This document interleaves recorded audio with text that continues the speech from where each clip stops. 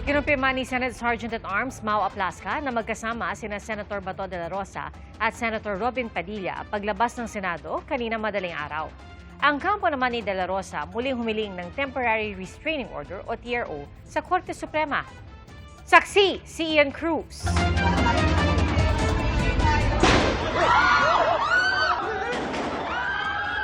Bago sumiklab ang gulo sa Senado pasado alas 7 kagabi,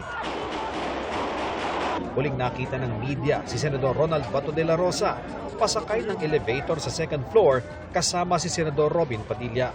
Nang humupa ang gulo, dumating sa Senado si Interior Secretary John Vic Remulla at nakipagpulong sa mga senador. Bago mag-alas 10 ng gabi, humarap sa media si Remulla at sinabing nasa gusali pa si de la Rosa. Bato and Senator Robin Padilla are upstairs. Yes, also here. Senator De La Rosa has been informed that we are doing a sweep of the building. He has informed us that he wants to rest in his chambers. He is safe. Pasado hating gabi, nag-post sa social media ang abogado ni de la Rosa na si Attorney Israelito Torion. Mga litrato at video ito kasama si de la Rosa, Senate Sergeant-at-Arms Mau Aplasca at Senate Secretary Mark Leandro Mendoza. Tinitingnan nila ang mga lugar na pinangyarihan ng gulo. Hindi, nandyan siya hanggang ngayon. Pinakita ko nga sa inyo eh. Oo. Eto nga eh. O yan o, 12:13 a.m. O yan o, video. Yan yung area ng putukan. Yan. Yan. As of maybe 1 a.m. or something, I was still here. Nandyan pa naman siya. Pero kaninang umaga, umugong ang balitang wala na sa Senado si de la Rosa nang tanungin ng kanyang mga abogado. Attorney-client privilege po. We cannot disclose anything about Senator Bato now. No comment. We have to invoke our confidentiality. Pasado alas 3 ng hapon, kinumpirma ni Senate President Alan Peter Cayetano na nakaalis na sa Senado si de la Rosa. Pero giit niya, hindi tumakas si de la Rosa dahil wala namang warrant of arrest at hindi siya nakadetine. Pero wala na siya sa protective custody ng Senado, ngayong wala na siya sa gusali. Voluntary siyang umalis. What we're protecting actually is the sanctity of the Senate, hindi siya.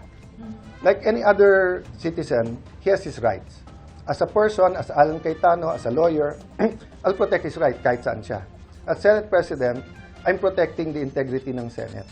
Na kung mag-aaresto ka dito, dapat legitimate, dapat coordinated. Batay sa resulta ng investigasyon sa mga pangyayari kagabi, ayon sa isang source, nakaalis ng Senado si de la Rosa bandang alas 2:30 kaninang madaling araw. Kasama niyang lumabas sa Senado si Senador Robin Padilla, bagay na kinumpirma ni Aplasca sa panayam sa kanya kanina ng 24 oras. Confirm lang namin na after po na nakaalis sila, na kasama po niya si Senator Robin Padilla na sumakay na sasakyan at lumabas po sa premises ng Senado.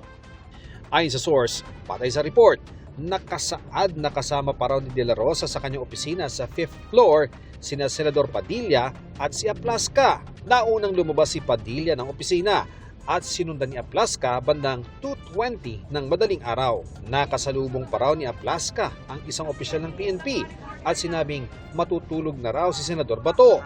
Nagpaalam daw si de la Rosa na pupunta lang sa comfort room, pero nalaman ng security niya na sa fire exit ito nagpunta at pababa na sa basement. Nakita pa raw ng security si de la Rosa sa 4th floor kasama na si Padilla. Pagdating sa basement, sinubukan daw silang pigilan ng 2 tauhan ng Office of the Sergeant-at-Arms o OSAA, pero hindi nagpapigil ang 2 senador. Sa isang araw po, binibisita ko po ng ilang beses si General Bato sa kanyang opisina. So, regular po yung aking pagbisita kay General Bato. Pero sa aming pag-uusap, hanggang 1 o'clock po ng umaga, ang pinakahuling bisita ko kay General Bato, wala naman po siyang sinasabi na aalis sa Senado.